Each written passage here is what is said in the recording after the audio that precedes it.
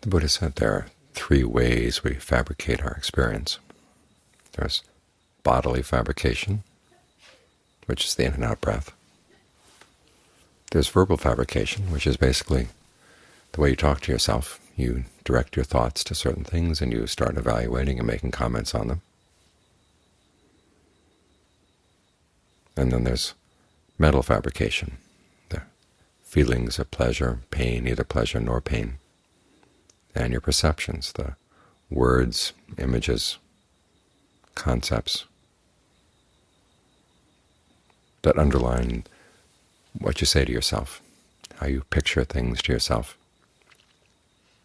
And all of these come to bear on all our experience.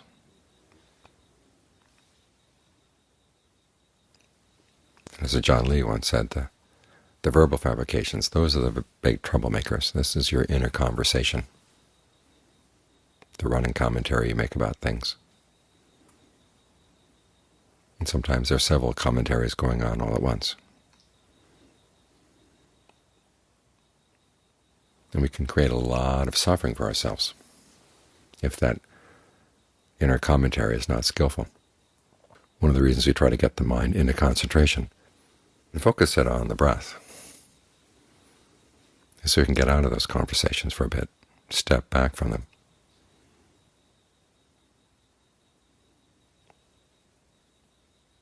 So you don't have to be taking them so seriously all the time,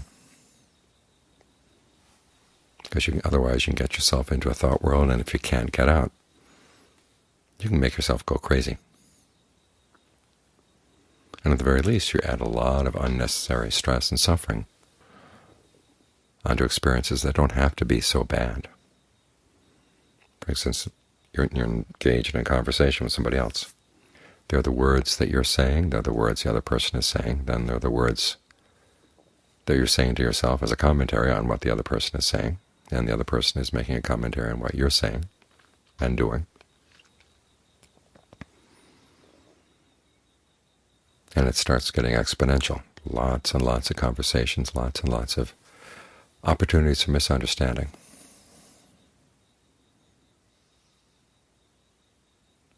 The Buddha offers two ways of dealing with this. One is new ways of talking to yourself. In other words, is learning how not to talk to yourself. The new ways of talking to yourself, for instance, when you're hearing something unpleasant,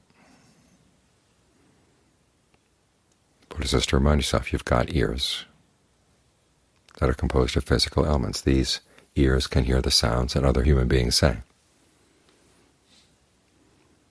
And the sounds they say are not going to kill you. We've heard of cases, of course, when someone hears something and they have a heart attack and die. It's not because of the words, it's the commentary they made on the words that killed them.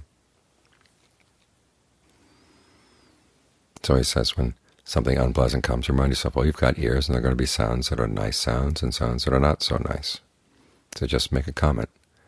An unpleasant sound has made contact at the ear, and leave it at that.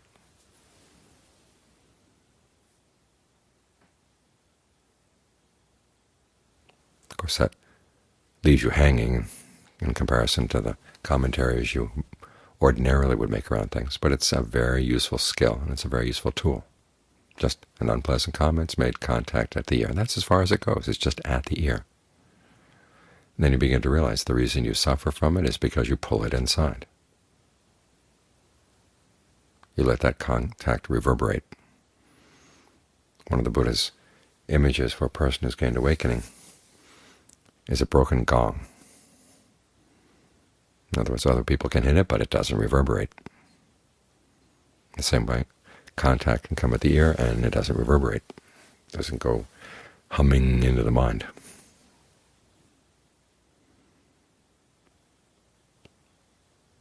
And if you find that it does go further into the mind, this is where the Buddha says to develop what he calls renunciate grief. In other words, here I am, there's so much work still to be done in my mind. So the focus is not so much on what the other person said or what the other person meant or how inconsiderate they are or how unreceptive they are or whatever. The issue is I've got more work to do.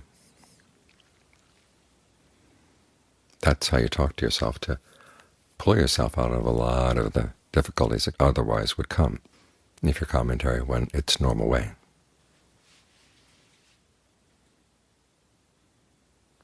Another image he has you keep in mind is the story of the person who's caught by a group of bandits. And the bandits have a two-handled saw, and they start sawing off that person's limbs. First an arm, then another arm, then a leg, then another leg, and probably the head. And he said if that person being sawed up like that had any ill will for those people, he would not be following the Buddha's teachings. It's an extreme image, and it's meant to be extreme. So you remember it, and you compare it. Someone says something nasty to you, you can remind yourself, at least I'm not sawing off my head or sawing off my limbs.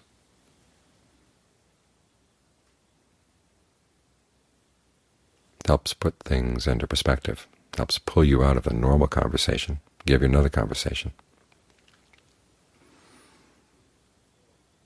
It's like that story of the monk who's going off to a rough part of India. Went to say goodbye to the Buddha, pay his respects before he left. And the Buddha said, you know, those people are supposed to be pretty rough and uncivilized. What if they yell at you? And the monk says, well, at least I'll tell myself, at least they're not hitting me. Well, what if they hit you? At least they're not hitting me with stones. What if they hit you with stones? Well, I'll tell myself, at least they're not stabbing me. What if they stab you? I tell myself, at least they're not killing me. What if they kill you? I'll tell myself, at least my death wasn't a suicide. That's how you put things into perspective. So those are some ways of having a conversation with yourself that can help clear out a lot of unskillful conversations.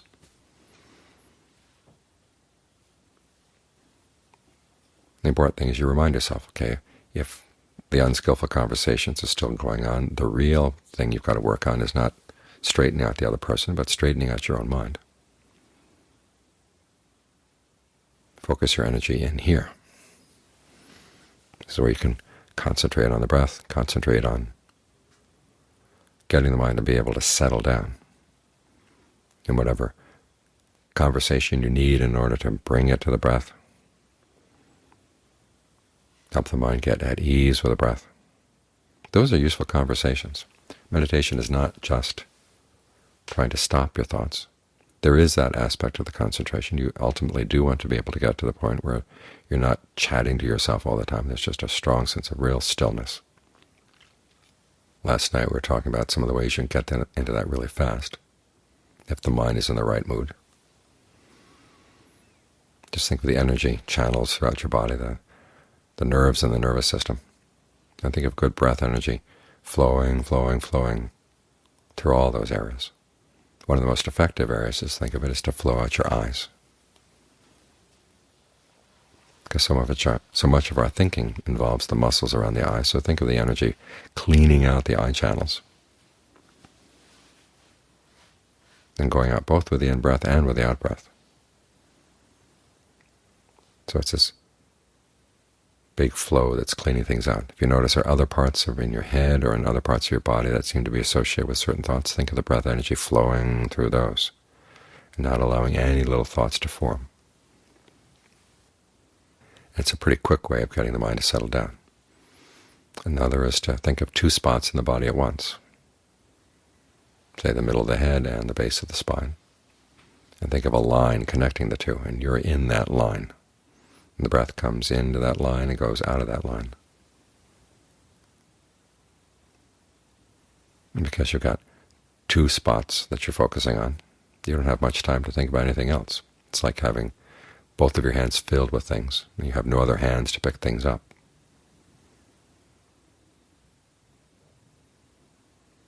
So sometimes you need to adjust your inner conversation to get the mind to settle down, and sometimes you can just stop the conversation. So use whichever tool is useful. Whichever tool works at this particular time you're sitting, or this particular time you're doing meditation, or this particular time that you're dealing with somebody else. Remember, these tools that we use when we meditate are not meant to be used only while we're sitting here with our eyes closed. They're useful for dealing with all kinds of situations.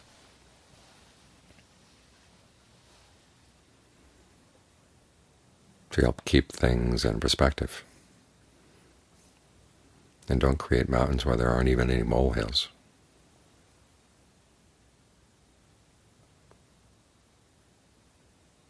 Even if there is a molehill, even if there is a mountain, you don't have to have that mountain weighing down on your chest, weighing down on your heart. Remember, you're the one who pulls the mountain in. Other people's words are just their words. They're waves going through the air. They strike the ear. And that's as far as their words go. Their words are their karma. What you do with those words is your karma. And you want to make sure that that's skillful, because otherwise you're creating a lot of unnecessary stress and suffering for yourself.